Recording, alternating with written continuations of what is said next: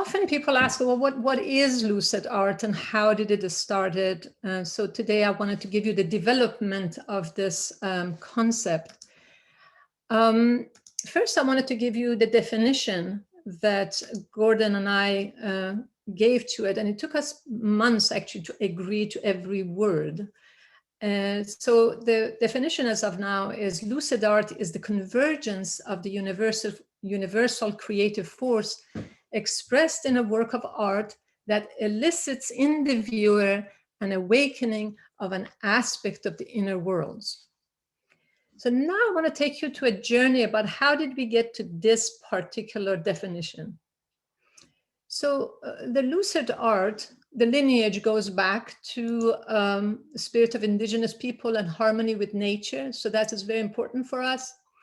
Surrealism is part of this lineage, art and exploration of unconscious. Surrealists were very interested in dreams and exploring dreams.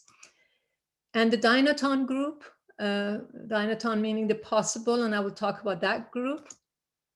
Science of lucid dreaming, discovery of the inner worlds, and lucid art, art and exploration into consciousness. So it has a big history. It led to what it became to be lucid art.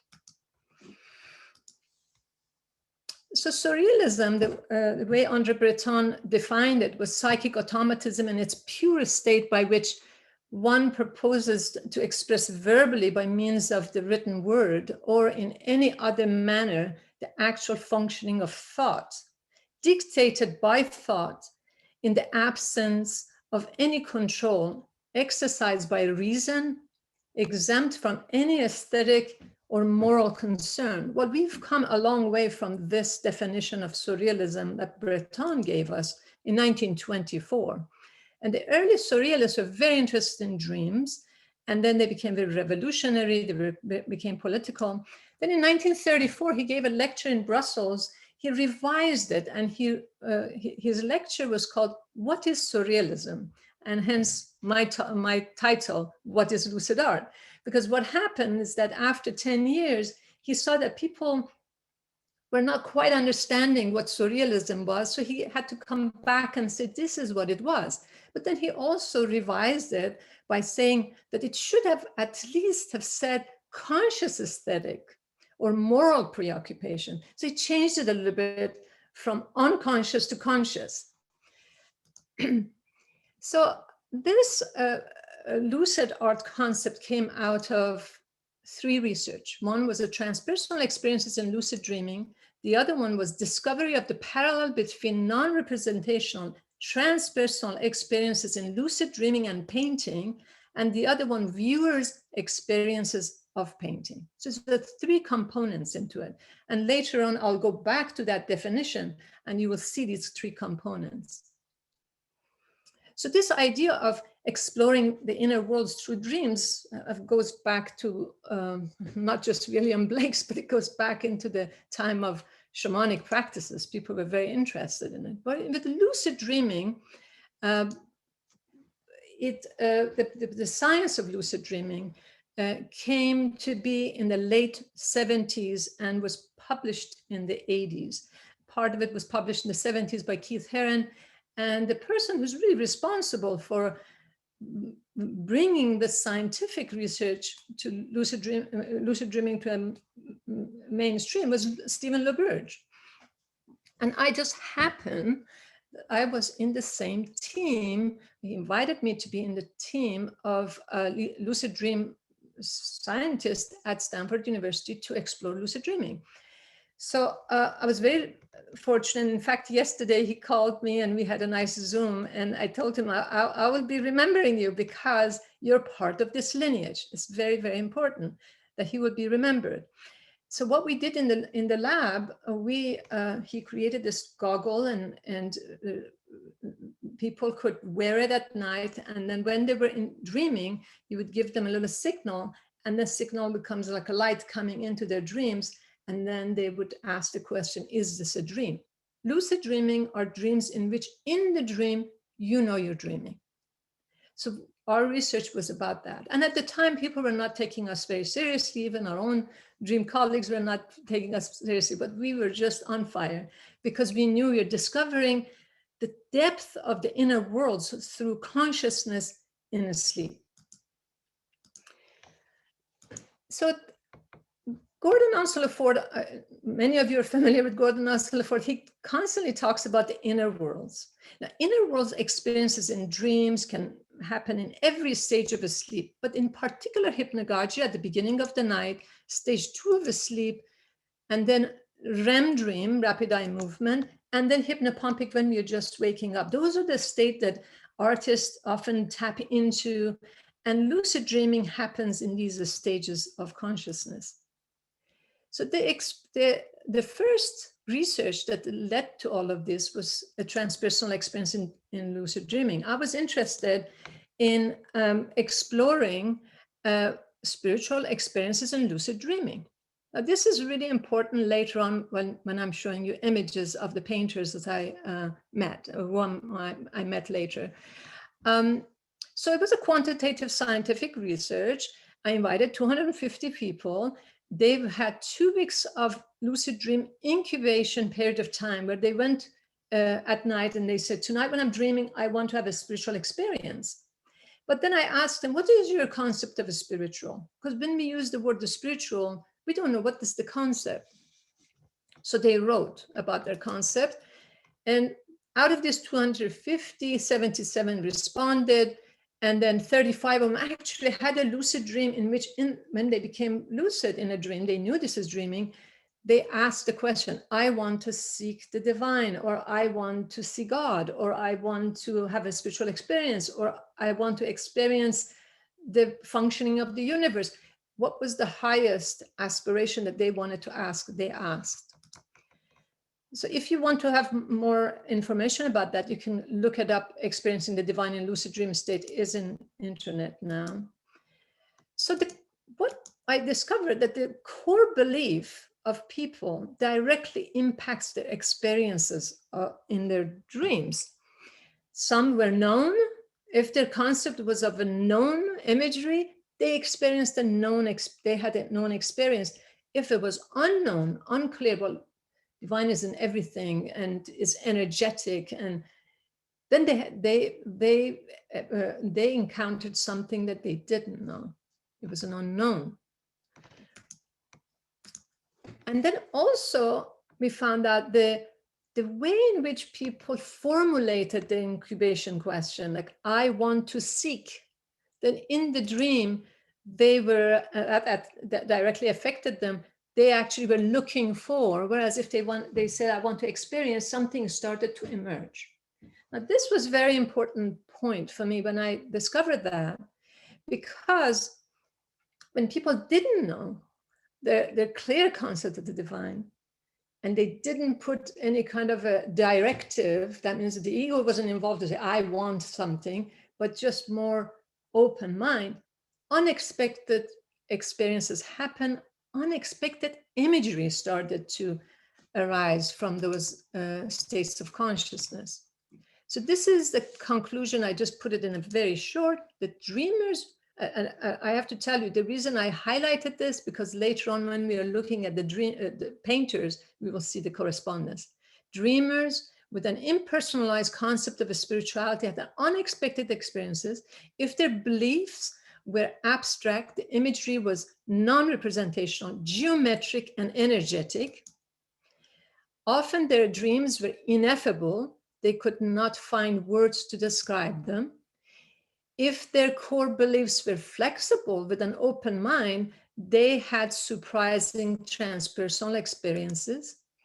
If their incubation phase was not directive, images and experiences emerge. Now, those of you who are painters, artists, you will see that these words, if somebody asks you about your creative process, you will probably refer to some of these words. Now, when I was doing this research, I was living on the other side of this hill, and Gordon Onslow Ford was living on this side of the hill. We had nothing, we didn't know anything about each other. For 3 years I lived there, and I walked this ridge, and I would see his house, but I never asked whose house it was. But through synchronicities or fate or destiny, we met. Well, the reason we met is that I saw a piece of his artwork in a home of a photographer who was taking a photograph of my artwork, and I recognized that image as the images in my lucid dream of non-representational. They were not symbolic, they were non-representative. I recognized his paintings as to be a lucid dream image. So when I met him, my first question was, are you a lucid dreamer? And guess what he said? No, he didn't actually know what it was. So he's on one side painting imagery that is akin to the same world that I am on the other side experiencing it. So what you could just say, this is a non-local reality that we can just travel and just see. I mean, he was doing this for many years, so I might have tapped into it. So here he was sitting in his studio doing his work. And when I met him, this is the painting he showed me. I had just finished my thesis, my research on experiencing the divine in lucid dream state. He just finished this painting and he called it Divine the Void. So he was exploring the void in his paintings. So then when he told me that he did not know anything about lucid dreaming, that became a topic of my next research. How could a painter get into the same level of consciousness that we were exploring in lucid dreaming? How does that parallel work? So there we go into the history a little bit. He became a surrealist in 1938, but before he became a surrealist, when he moved to Paris, he met Roberto Matta. He was a Chilean architect. They met and they spent the summer in Brittany. And that summer, Onslow Ford, who was a landscape painter, was trying to let go of his landscape and become a surrealist. And Matta was trying to go from architecture to painting. So Gordon was a very good painter, because he was a landscape painter. So this meeting of the two that summer was very important for them. In an interview that I had with Matta, he said to me, I knew I had something. It's like a grape. I was a grape who knew it could make wine. Most grapes think that they are there to be eaten. I knew that I had wine and that it had to come out, but I did not know how. I must say, Gordon pushed me into making wine. And in that sense, he freed himself through it. Now, this is a drawing of Matta of that time, where Matta is the redhead showing his paintings to Gordon, and Gordon is looking at his painting, and then Gordon is showing his painting to Matta. But what they did that summer, they studied Uspensky. Now, many of you might hear Uspensky's name quite a bit now, because the art history is very interested in Uspensky. There's exhibitions, like recently it was an exhibition of Uspensky and Matta, Uspensky and Remedios Varo. Uspensky was a philosopher, but he went in the edge of metaphysics, but he was very insightful. So this is a quote from him. They studied this book thoroughly. And when I met Gordon in 1989, he gave me the book and he wanted me to read it. And in there, I found a passage why it really put them on fire and why they had that direction in art from the beginning. Beyond this visibility, there is a whole invisible world, the world of, to us, new and incomprehensible forces and relations. The knowledge of the existence of this invisible world, this is the key to it. Then he declares, understand the noumenal world, we must search for the hidden meaning in everything. These passages just put them on fire, and I met them in their 80s, well, late 70s and 80s, and they were still searching for that. So then Ouspensky says science does not sense it or does not recognize it. Now we have a form of knowledge which senses this difference perfectly, knows and understands it. I'm speaking of art. The musicians, the painters, the sculptors will understand that it is possible to walk differently and even impossible not to walk differently. So they both, when they were reading this, that gave them the direction in their art throughout the whole rest of their career. Now, this form of knowledge, I put it in that way because now in academia, we talk about art as epistemology, art as a way of knowing. And Ouspensky was talking about this many years ago. And this is what they were doing. And Gordon was giving up his trees, as Mata told me, that in order for him to be a surrealist, he had to give up his trees. And Mata was going from architecture to becoming a painter. And they were very interested in mathematical objects, what is visible and partially is invisible. Gordon's key to surrealism was pour paint. And that's how he really got into surrealism. That's what he did in 1939. And then later on, he picked it up and went fast. Now, this is his theory that is very fascinating. It's a theory of, this is Gordon's theory of line. If you look at it from the left, you go to right. Basically, he says that if you slow the line, you get into something that is recognizable. If you go faster, you get into a different space. If you go faster and faster, you get into line, circle, and dot.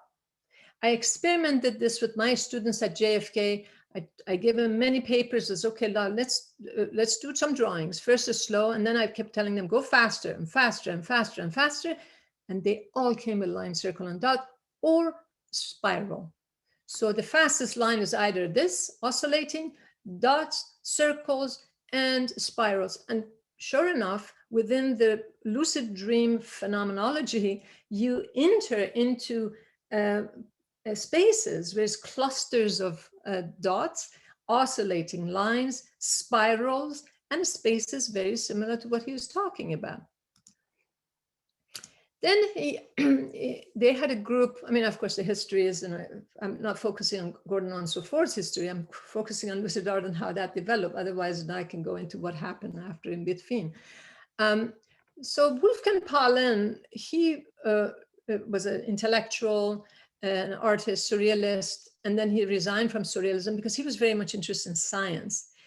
But this statement of Dynaton, which was basically a group coming together in San Francisco, and they had a big show, and it was very impactful up to now. People are really recognizing it now. Here in this photo, you will see on the left, you see Gordon Onslow-Ford, then you see Lee Mulliken, you see Wolfgang Paulin sitting as Jacqueline Johnson, who was a writer and Onslow-Ford's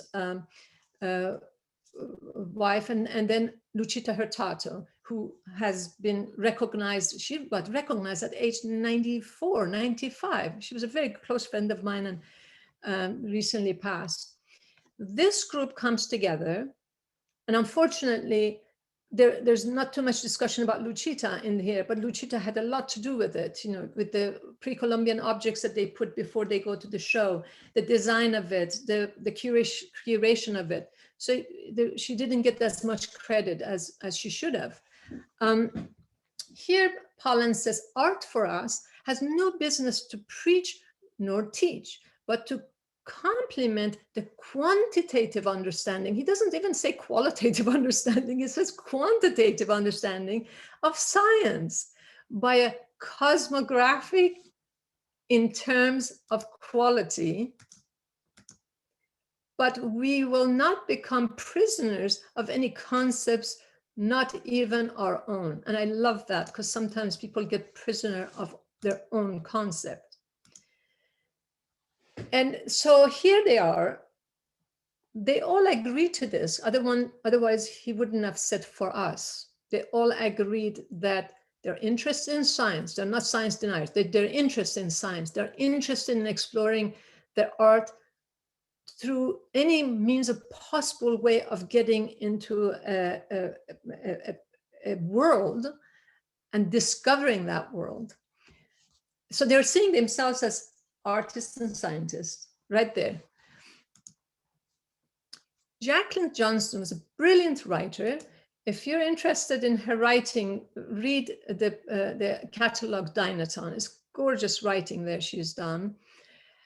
She writes, the whole modern era is marked in painting as in poetry by a shift of interest from sentiment, from the self as actor to the self as theater of action.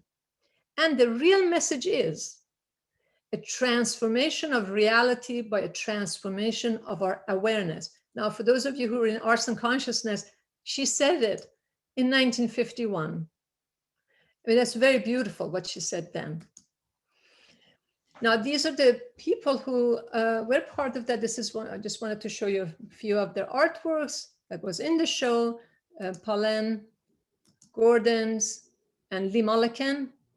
And then I wanted to show Lucita's. Lucita did this in 1950, and this should have been in the show, but it wasn't. But now she's getting her time. It's just wonderful. The other thing that is very important in this conjuncture is the connection with the Academy, the American Academy of Asian Studies. I'm a graduate of California Institute of Integral Studies, and Haridas Chowdhury was the founder of this institute. But before he founded that, he founded the American Academy of Asian Studies. Now, Gordon studied with him, and so as many other artists in the Bay Area. He writes, an integral insight into the structure of the absolute as the eternal universal gives rise to the most balanced ideal of life. It is the idea of joyful participation in the creative adventure of life and evolution on the basis of integrated union with the eternal. Ursula Ford was so impacted by the lectures of Haridas Chowdhury and some of the metaphysical studies he was doing, he shifted his art. Suddenly he started to paint circles and line and dot. And some of you who know him, he continued doing that till the rest of his life. This is what he writes. Line, circle, and dot. And he says that he discovered that constitute the seed that leads to the inner worlds.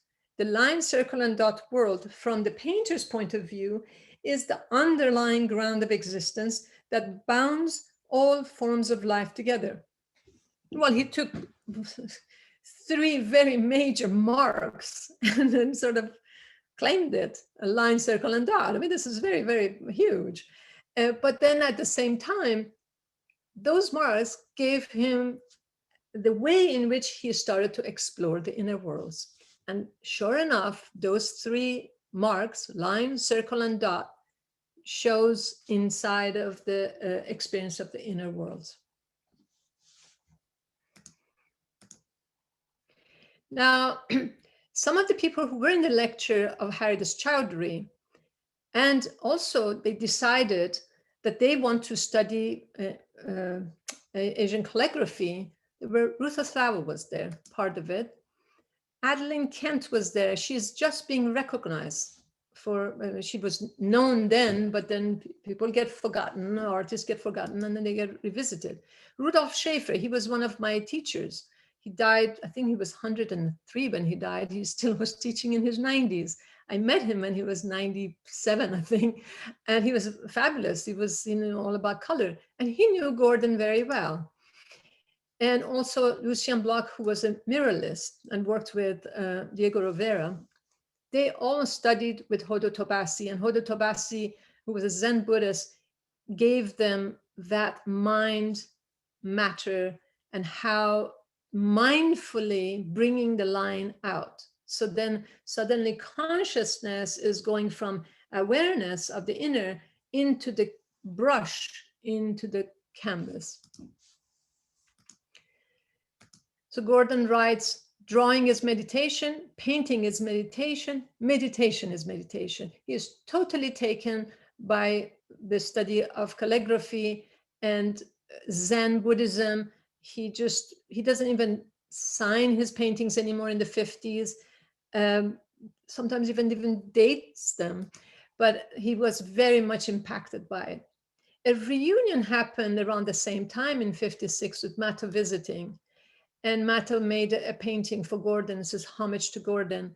And his work was constantly going into the inner world through his work. And many of you know.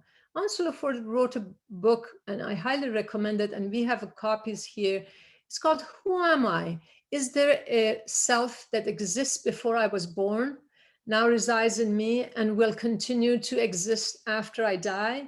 Art is a way of exploring the unknown, a way of discovering the self and the world.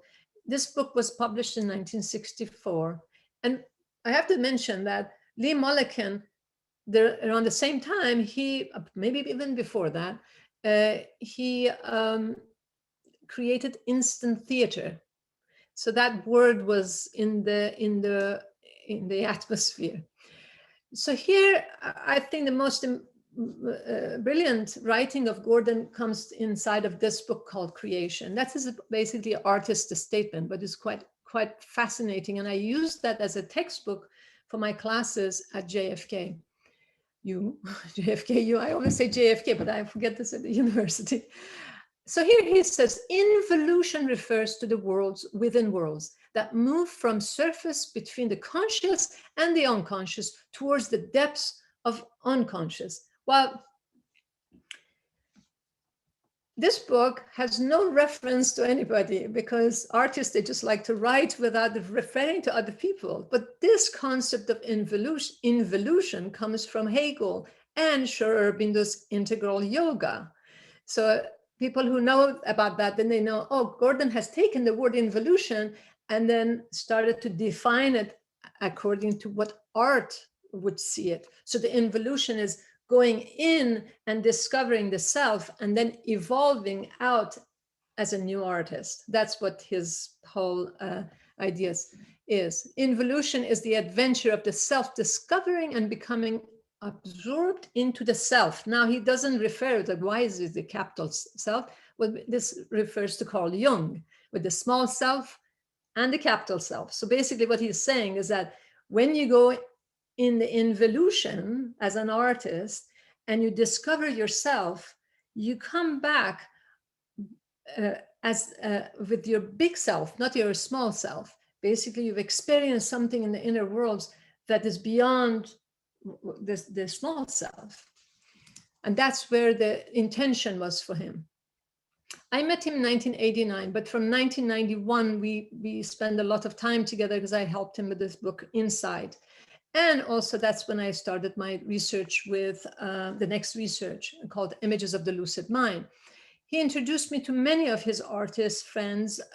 In fact, when I came, when one time we were having lunch, it was 1991 or 1990, he said, who of my artist friends, who would you like to meet? I gave him the book Creation. I said, everyone who's alive, I like to meet them. And that was our journey for many years. He took me to many people and I met great artists. I feel very honored and I feel very fortunate to have met them. One of them was John Anderson, who actually became a very good friend. And he also used to live, was neighbor, and he built my studio in my house. And he was just an unbelievable painter. So he introduced me to him. And also I recognized in his painting elements of the lucid dreaming and other people who were reporting lucid dream of non-personal or impersonal experiences, spiritual experiences inside of his painting. The other person I met through Onslow Ford was Matta. And I met him in Munich first, and then we went to his place in Paris. And he was also became part of this research. I interviewed John Anderson, Matta, Gordon Onslow Ford, and also Lee Mulliken. I met Lee Mulliken and Lucita Hurtado through Onslow Ford. And so because I recognized Lee Mulliken's light paintings as the phenomena of light, I interviewed him. So the discovery of the parallel between non-representational transpersonal experiences in lucid dreaming and painting was a qualitative. The first one was a quantitative. It was a scientific quantitative research. This is now qualitative research, meaning that I'm looking at people's experience. I'm looking at the depth of the experience. and is in this publication, and you can look it up. So I went and interviewed them, and I have little excerpts of the interview. Then I summarized it because it's just too long. And we put it for the purpose of this lecture, we put this part of this excerpt in our foundation's website on the publication. You can look it up. So Mata said, I have these expressions that I call psychic morphology, when the brain works before words. It's like waves, like an embryo before the words. That's the role of the art, to express before words. Limolekan said, I feel that secret orders are very important to a painter. That's why I hesitate to write any philosophical discussion of what I'm about, or even speak of it, because I think that as an artist, I too, you see, I am carrying a secret order. It might not be in my hands, but in my heart or my eyes. John Anderson says, this is not art anymore. When you practice what I call depth painting through different stages of development in your life, you leave art and the art world behind. You pass that. It is hard to explain to people because to them, paintings are art, but you open another thing. I have to remind everybody, at the time I was interviewing them, we didn't have access to internet. We were not exposed to so much imagery. If I can't do this research now because people are exposed to so much. The animation, like these images are now animated into even advertisement. You know, you see an image of a person and then they swirl them and then becomes a line. But we're talking about so many years ago, 30 years ago. And this was going really purely into the unconscious and seeing what it is and bringing it back to consciousness. And Angela Forsag, it comes from the mysterious place that I have called the greatest spaces of the mind, shared by all. This is basically collective unconscious or collective consciousness of Carl Jung, greatest spaces of the mind, shared by all. The void is something. The void is not a negation. It is a root of all that exists. It is too fast for our senses to catch, and it has possibilities beyond belief. Now, when I talked to Gordon about, say, Rothko's painting, he says, well, Rothko, yes, he created the void, but if you stay long enough, something emerges. And sure enough, in the inner world phenomena, when you're in, say, in a lucid dream, you have an experience of the void, if you can sustain it, which is very hard, the same with meditation, if you can sustain it long enough, something emerges. And that's what he was talking about. So what I did was I interviewed them, I did the theme analysis of it, and suddenly I saw there's an invisible dialogue is going on between these artists. I interviewed them in different places. I asked different questions, but this dialogue came in. And that is the dialogue I have posted. We have posted it on our website. You should go and read it. If you're an artist, you really like it. It's just, it's really an interesting, fascinating dialogue between these artists. I put them together. And also I interviewed the Buddhist monk. He's a Theravada Buddhist, Ajahn Amaro, who at the time I was studying with just a really clear mind. So I included him into this dialogue. And then there's the interview with the lucid dreamers. So these are what I did for this research, interviewed the lucid dreamers. I showed these artists' work to lucid dreamers, and they recognized them as some of their experiences in lucid dreaming. So here are just the excerpts of an invisible dialogue. I want to surprise myself. It has to be a surprise or I would be bored. Something that comes from inside of me. It is hard to put into words. The mystery is everywhere and I might catch something. Lee Molekan says, I'm afraid to explain it. I have my own kind of cosmic sense of who I am and where I am as part of these inner spaces. And then John says, once I painted my way out, I'm like you. I have to now come at it from outside and awaken the inside again. And Gordon says, and once you have seen into the mystery a little bit and find a way to express it, then you are on your way. It is hard to talk about. They all are basically saying, is it ineffable? We can't talk about it. And that is, if you have an inner world phenomena, say, if you have an inner world experience of lucid dreaming or meditation, sometimes people talk about being ineffable. They can't describe it. But what happened is that when I talked to the lucid dreamers who had this incredible experience in their lucid dream, they couldn't experience, but when I showed these images to them, then they started to talk. So the visual image made them to talk. So it was a trigger to started to say, so the art was just triggering it. And Ajahn Amaro, I had to bring one of the things that Ajahn Amaro says, because he's the one who sits and contemplates the inner world. Emptiness, void is a relative term. Even though we use the term like emptiness, it is that quality of mind or a state of knowledge which is empty of our personalized creation, empty of delusion and disillusion, but in some way it is full. It is completely alive and luminous. The mind's original nature is limitless. So that is both, he just said it, he just nailed it. It is both for the lucid dreamers who were just exploring these incredible places and seeing images similar to what the painters were doing and what the painters were saying, what their intention was to explore this limitless aspect of the mind. I highly recommend for you to look up this book of Lee Mulliken. It's an incredible show at LACMA for him. There is something very secretive there, which is hard to put into words. This is not art anymore. This is where the past, present, and future come together. Creation is a result of much contemplation. The painter of the inner world is the inner world. Just where that image comes from, it has to be surprising.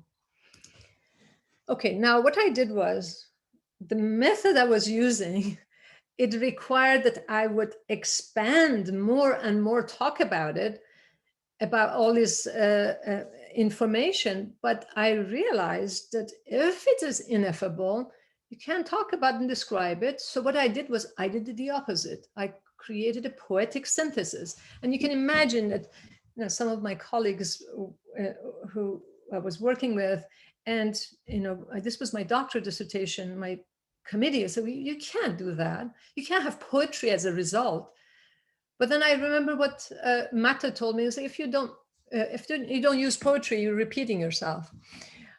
So they agreed that a poetic synthesis might bring the essence of both what the lucid dreamers were saying and what the painters were saying, and the similarity. So this is the poeticism from the painters.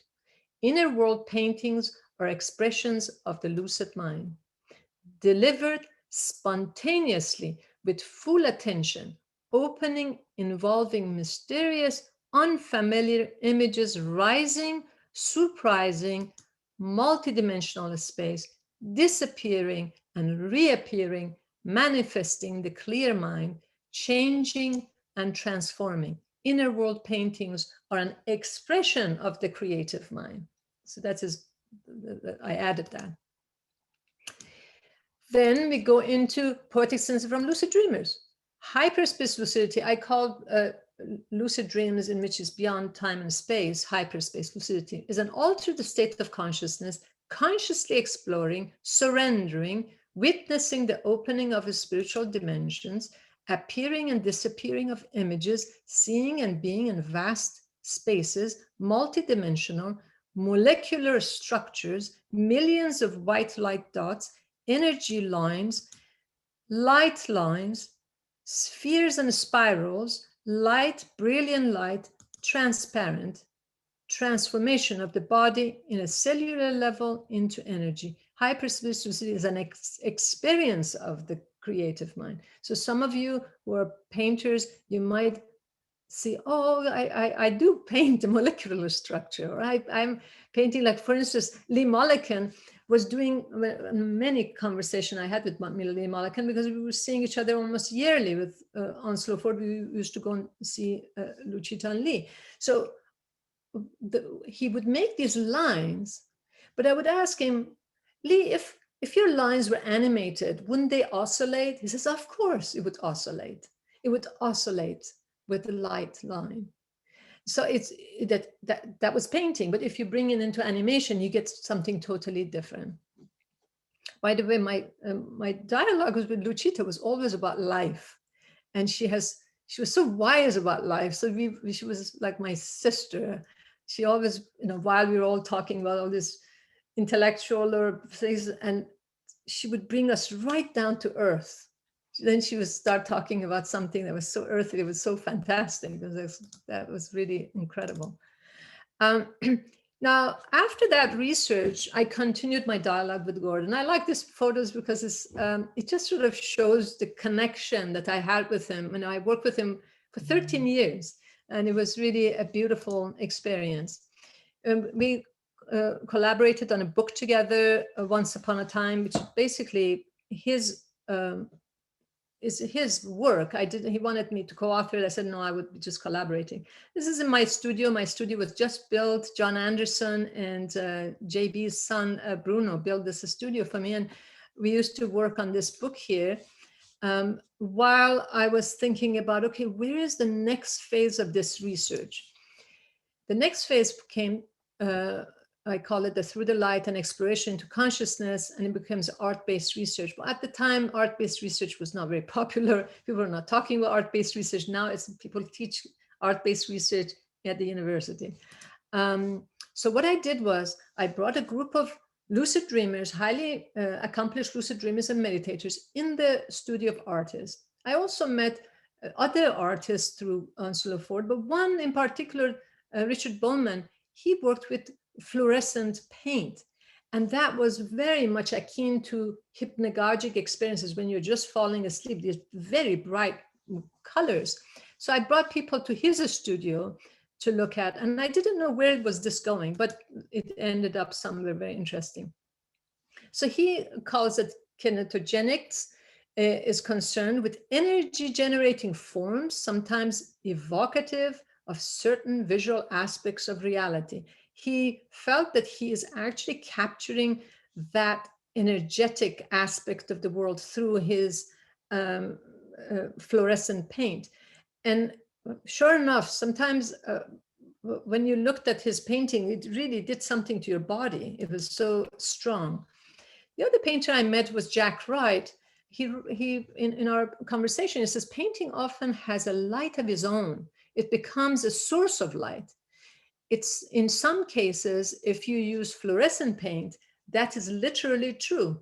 It does actually radiate light, especially towards the end of the day when there is mostly ultraviolet left, then painting glows. So I brought this group to different studio of artists, and I asked them to write their experience. I didn't ask them to write value judgment experience, or I like this painting or not, but what's your experience of this painting? So everyone sat in front of different paintings for half an hour. And Onslow Ford had, in his collection, had a few of other people's work. So I didn't have to take the whole group other places. So we met there and I would put different paintings. And then I did a theme analysis of what they wrote. Based on that, I did the exhibition. This is Lee Mulliken. It was in 1997. I was so heartened to see Glo Lamson, who took these photos. We brought her down. She took this photo of, there were many beautiful photos of that time. So it was this notion of the viewer, how we respond to the viewer. Here, Matta is visiting. We took him to different studios, but John Anderson and how he was responding to it. I love this photo of Matta and Gordon. I worked with them since, since, Gordon 1989, and then I met Matta in 1993. So that they were in my studio and we were having such incredible dialogue. In 1999, I met Matta in Paris. He said something like, he said this sentence, "We are this misunderstanding of the century." And in my recent book on Gordon Onslow Ford, the chapter, I start with this quote. Because when he told me that, I thought, what is he talking about? That we are the misunderstanding of the whole century. That's a big thing to say. But in some ways, after I discovered a little bit, that's so true. In some ways, visionaries are not understood in their time. But if you, as Gordon said, if you find one person who sees, delight into that, rejoice. I like this picture because in the 90s, people were not, in art world was focused on something totally different than what these people were doing. And we were just responding to each other and doing what we were doing, despite of if anybody was seeing, whether in scientific community or in the art world.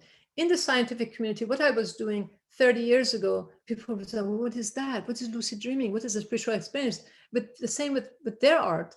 But now everybody is interested in that. So if you're a visionary, don't despair. So I created a show called Through the Light at John F. Kennedy University the Art Gallery, based on, these are the arts based on what the viewers selected. The theme analysis showed that the viewer really responded to these works. Usually curators choose art.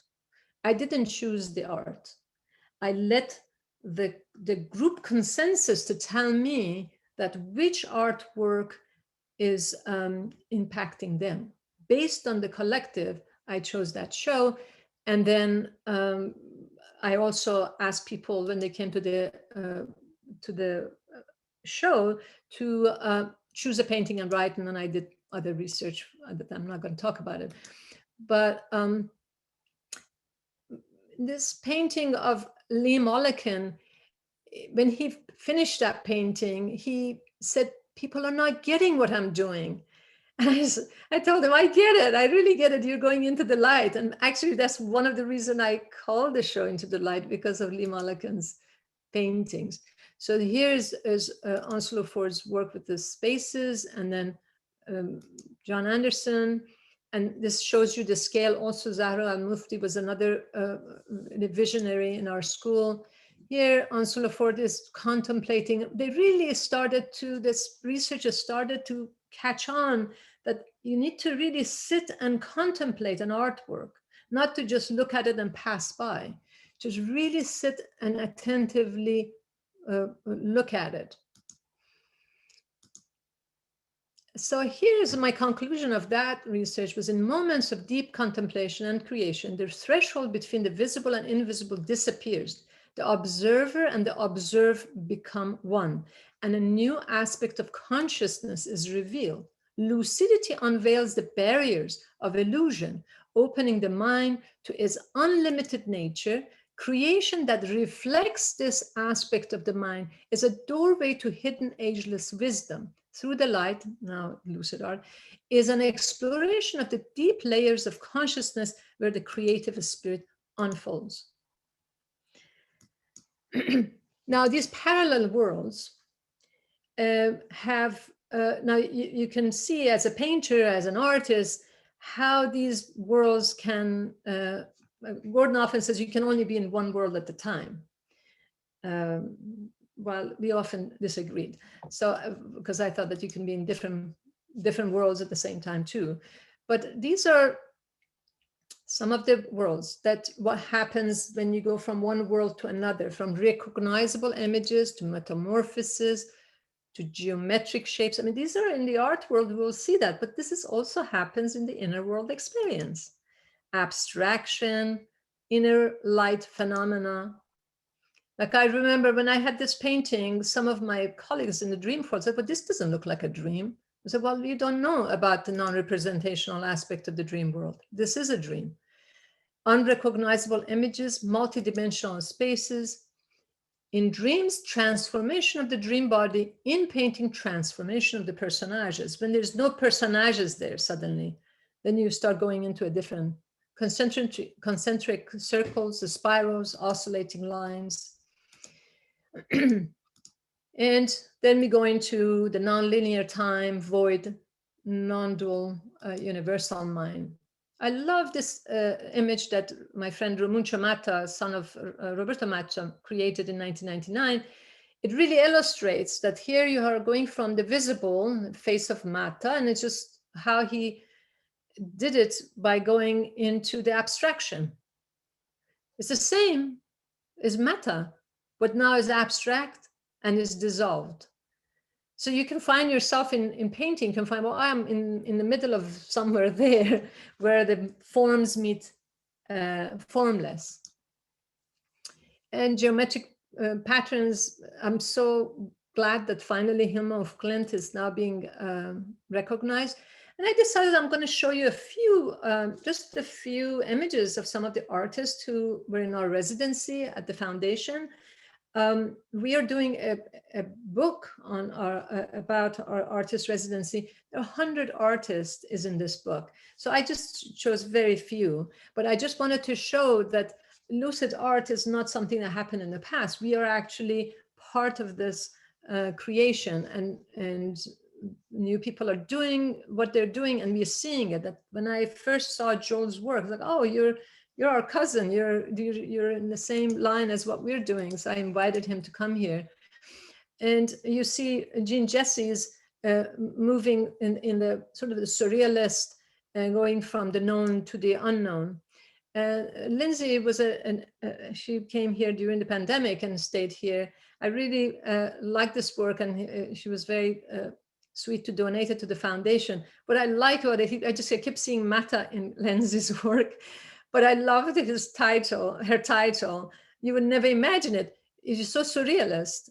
You look at this and you think that this is sort of going between a form and but here's the name of the title: 4 People Eating Oysters. I just love that.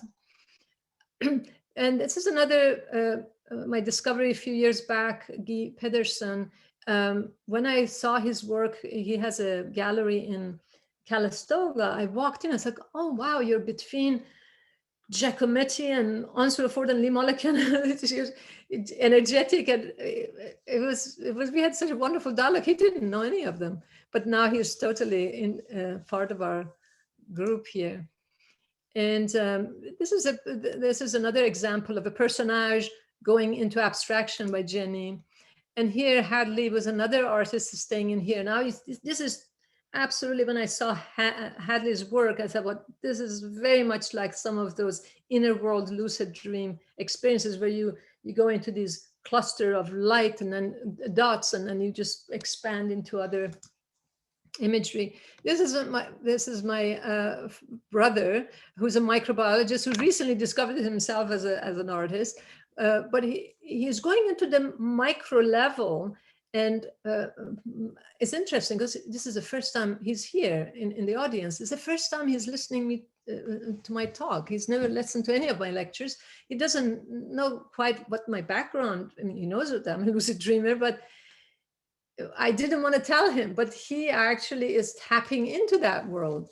So that's, I was very excited. And also David King, his work goes into the geometric, and then it comes out to the void, and it goes back to the geometry. And the same with Yola, it just goes into the sort of the structure of the universe and comes back up.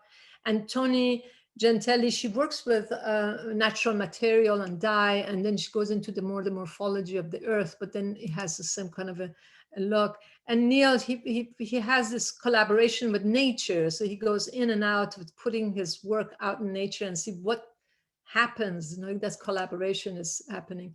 And our the last residency was Mia Peaksley. She's an incredible cellist and trained classically, but then she does all this new genre with it. So this lucid art also applies to music, sculpture, theater, film, new genre, poetry, fashion.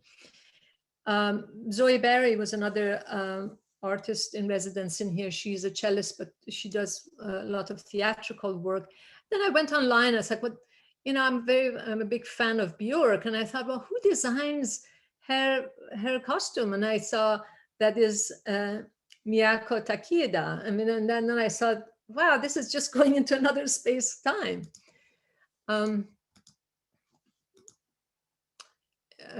Of course, Björk's biophilia was very much in line with science, what she was doing. And I can't not talk about Romedia Svaro, one of my favorite surrealist women painter, who really explored the personage and how the personage is going and transforming from realism. But she really never did the realism part. She is more morphic into these imagery, but then always these doors opens up to light. And Jeremy Morgan, our faculty member here, he's does our seminar, this inner and outer landscape, and he's just very interested in northern lights, and then but it comes in his painting, but it's in an abstract form. And then we have Peter de Soort, who we did a wonderful show of his light sculptures. I didn't put his name in here because he doesn't like his name there. So I know that he's going to see this. He's going to be very happy that I didn't put his name there. But his name is Peter de Soort, and this is called The Slit. And now we go into the atmospheric aerial. She's work is more going into the light and atmosphere. And in theater, Sankaijuku, if you haven't seen Sankaijuku, I highly recommend seeing Sankaijuku. Talking about theater and sublime, that's Sankaijuku. Highly recommend for you to see it. And Theral was an artist in residence. And when I saw her work, I was like, I saw Sankaijuku there. I saw the void there. I saw all sorts of things, all done with tiny little lines. So I wanted to go back into, after now you've seen the journey, what is lucid art? The convergence of the universal creative force expressed in a work of art that elicits in the viewer an awakening of the inner worlds. That's what it is. And we'll end with our beloved William Turner, who his last paintings was all going into abstraction and light, but he was criticized for it. There is no must in art because art is free. The three elements of art expression, personality, style, and pure artistry, made clear by Kandinsky that the first two elements sink into history, whereas the pure artistry that touches the eternal artistry would remain contemporary. How contemporary William Blake is. The art that touches the depths of consciousness can have a long-lasting impact and become an agent for transformation of consciousness. I want to leave you with this last word. Thank you.